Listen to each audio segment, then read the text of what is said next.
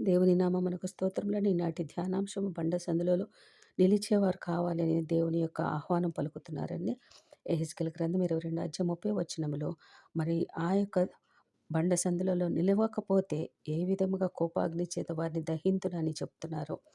మరి అటు రీతిగా ఉండకుండా మనము ఆ కోపమును తగ్గించడానికి బండ సందులలో నిలిచేవారు కావాలని పిలుస్తుండగా మరి మోషే వచ్చి ఐగుప్తు నుండి ఇశ్రాయేలు ప్రజలను రప్పించినప్పుడు వారు అన్ని సౌకర్యము కల్పించినప్పటికీ కూడా వారు నిర్గమాకాండం 32 అధ్యాయంలో వారు తప్పు చేసినప్పుడు దేవుడు ఏమంటున్నాడంటే 32 అధ్యాయం 7వ వచనంలో నీ ప్రజలు చెడిపోయారు అంటున్నాడు. దేవుని ప్రజలు కదా ఇశ్రాయేల్ ప్రజలందరూ కూడా. కానీ ఇక్కడ ఏమంటున్నాడంటే నీ ప్రజలు చెడిపోయారు. ఎందుకు? దేవుడుకి ఎప్పుడు వారు తప్పు చేసినా అడ్డుపడుతూ దేవా వారిని ఏమి చేయొద్దు, వారిని ఏమి కొట్టొద్దు, వారిని ఏమి శిక్షించొద్దు, ఆ శిక్ష ఏదో నేను భరిస్తానని అడ్డుపడుతున్నాడు. కాబట్టి ఈ రోజున దేవుడేమంటున్నాడంటే నీ ప్రజలు అంటున్నాడు, నీ ప్రజలు త్రోవ తప్పారు.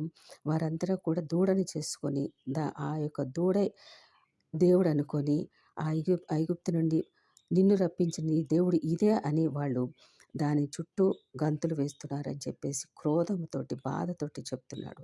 నీ ప్రజలు నేను చూచుచున్నాను, వారు లోబడిన ప్రజలు అంటున్నాడు. అందుకే దేవుడు ఏమంటున్నాడంటే ఆయన కోపం చాలా ఉండబట్టి వారందరినీ కూడా నేను దహించేస్తాను, కాల్చివేస్తాను, నిన్ను గొప్ప జనంగా చేస్తాను, నీకు ఈ స్వాస్థ్యం అంతా ఇస్తాను అనేసి అంటే దేవుడు మోషే అంటాడు. వెంటనే అసలుకి మరలా ఆలోచించుకోకుండా 11వ వచనంలో ఏమంటాడు మోషే తన దేవుడని మోషే అంటున్నాడు, తన దేవుడని యెహోవాను బ్రతిమాలుకొని యెహోవా నీవు మహాశక్తి వలన బాహుబలము వలన ఐగుప్తు దేశంలో నుండి రప్పించిన నీ ప్రజల మీద నీ కోపము మండనేలా, ఆయన కొండలలో వారిని చంపునట్లును భూమి మీద నుండి వారు నశించినట్లును కీడు కొరికే వారిని తీసుకొని పోయేనని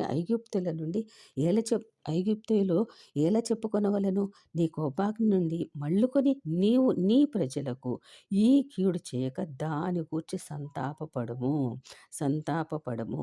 నీ సేవకులైన అబ్రహామును ఇస్సాకును ఇశ్రాయేలీయుల జ్ఞాపకమును చేసుకొనుము. నీవు వారితో ఆకాశ నక్షత్రం వలె మీ సంతానం అభివృద్ధి చేసి నేను చెప్పిన ఈ సమస్త భూమిని మీ సంతానమునకు ఇచ్చేదననియు వారు నిరంతరము దాని హక్కుదారులనియు వారితో నీ తోడని ప్రమాణం చేసి చెప్పిదివనెను. అంతటా యెహోవా తన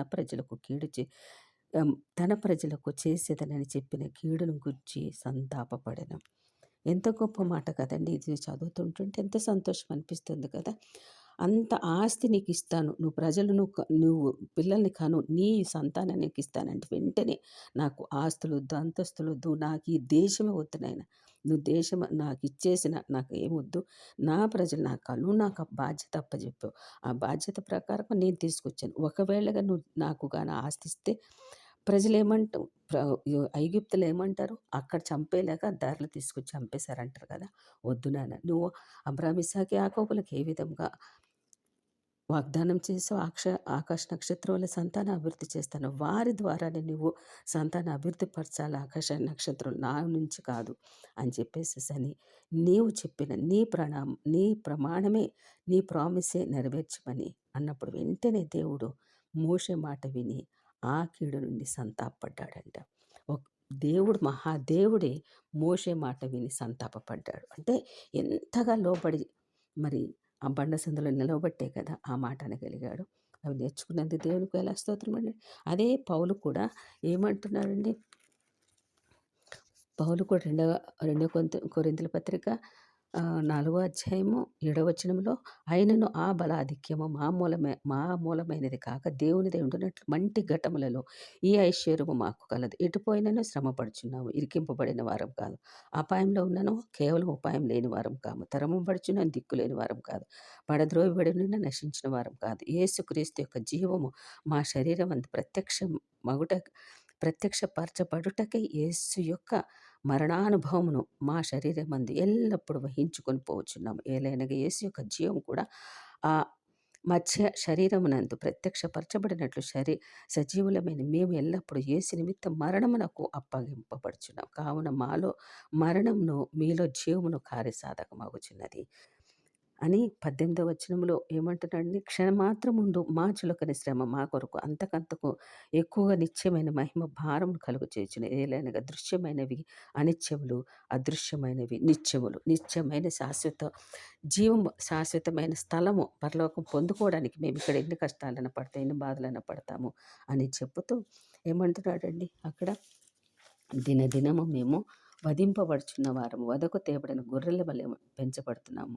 అంటే ఎవరు వీరిని సరైన మనుషులుగా చూడడం లేదు కదా, ఒక వధింపబడిన గొర్రె పిల్లని చూసినట్లు చూస్తున్నారంట. అంటే అంటే ఎవరు చూసినా పౌలుని తన్నడమే కదా, మనం ఇప్పుడు మాట్లాడుకున్నట్టుగా ఎవరు చూసినా పౌలును కొట్టడమే కదా.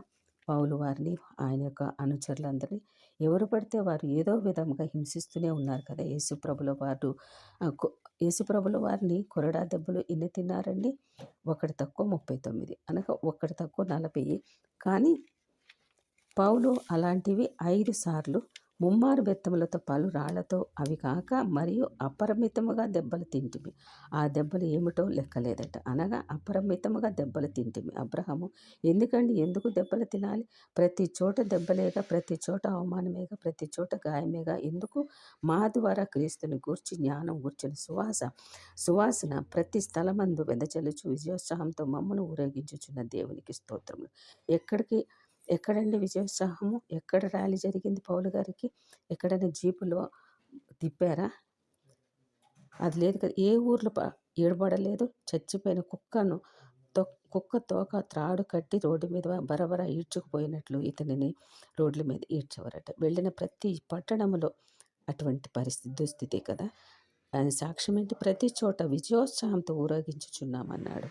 ఊరేగింపు అన్నాడు. ఎక్కడండి విజయోత్సాహము?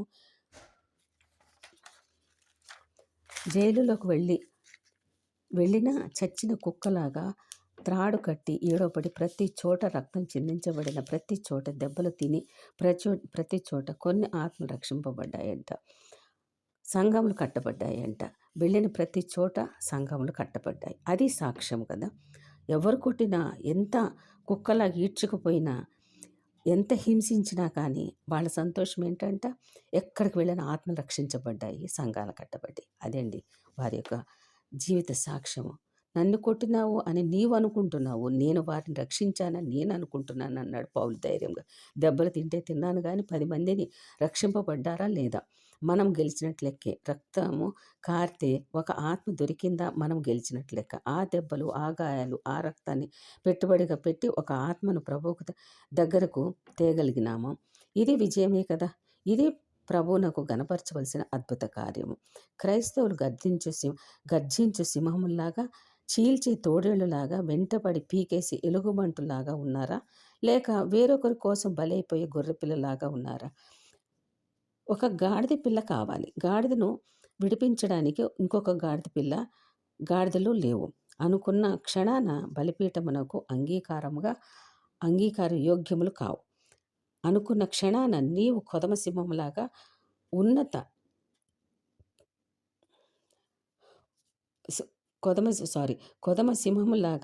తప్పు లేదు. కానీ అంటే కొదమ సింహంలాగా ఉన్నా తప్పులేదు. కానీ ప్రజలు అలాగున్నప్పుడు నీవు గొర్రెపిల్లగా ఉండవలసిన వ్యక్తివి.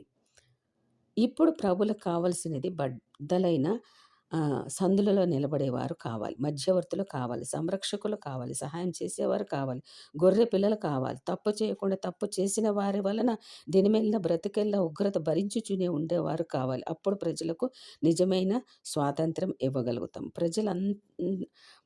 ప్రజల ఇరుక్కున్న వారిని బయటకు తీసుకురావాలి.